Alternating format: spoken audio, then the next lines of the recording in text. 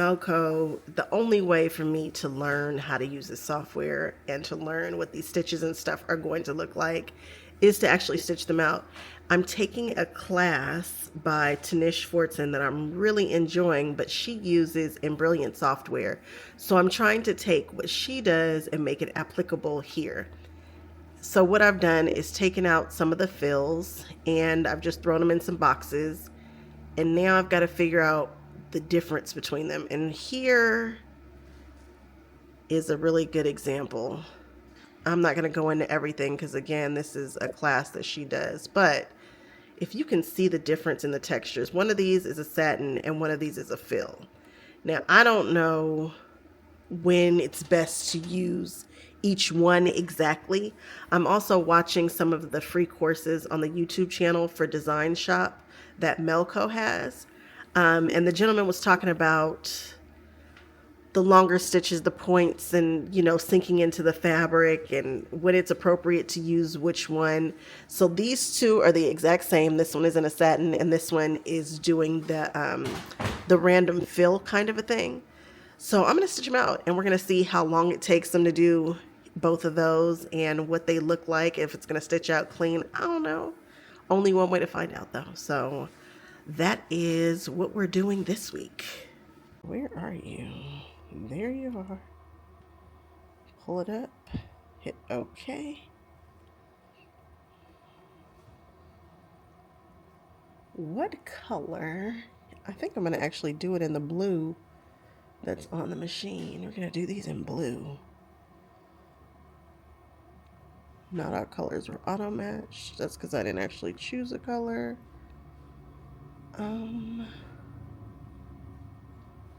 Looks good to me. We wanted 11. Perfect. All right. Nothing more to do here but load this guy up.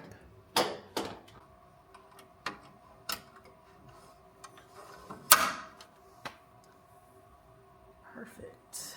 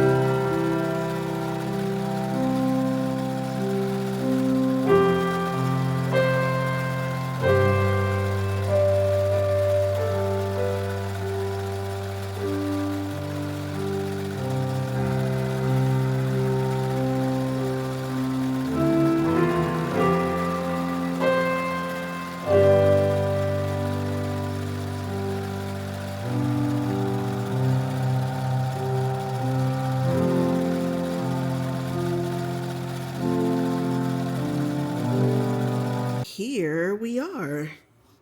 This is very, very interesting. I've got questions, and I'm not sure if they are silly questions or what. So this was a great sampler. I feel like that's what this is. A sampler. Is that a thing? Can you call it that? A sampler of fill stitches. And I wanted to know which ones I liked and how they look and all that. This one is the rope one. This looks like it's pulling up the bobbin a little bit in that one. So we know that we want a dark bobbin or we need to change something. Let's see what the bobbin looks like. Looks nice. It looks clean from the back. So this is the difference between satin and then this is the satin stuff, and then this is the fill. I did a couple of them with the same one twice to see if we can see the difference in the way it looks. Now I have a weird question, and I don't know if this is a valid question or not, and I don't know if I can explain it, but can I change the size of the fill? It seems like I should be able to because everything is kind of controllable. But look at how pretty those hearts are. That would be great for a Valentine's Day something right now. I know that I can change the angle that the hearts are going, but I figured I just would do whatever. Look at the stars. The stars look pretty good. There's so many here. So now I just need to go through and label what they all are. I don't know. I'm not sure how this is gonna. This is a heck of a journey because I'm ready to start digitizing some of my own shapes. And I'm like, maybe I want to put, so you can't even see this in the satin. So these two should be the same. I think this is the honeycomb, and then this one here is just the fill, and it lost a lot of its dimensionality. It's gone. I really like the way rope looks, but I don't love that bobbin came up like that. That's the only one that the bobbin is just nasty work. This one is the circles, and this is what it looks like when it's just a fill. So you kind of lose a lot of the definition of the shapes. The wave, boy, that's really neat. I wish I had a chevron. I saw Tanish do something in a chevron, which made me want to do a chevron. This one here, you can barely tell.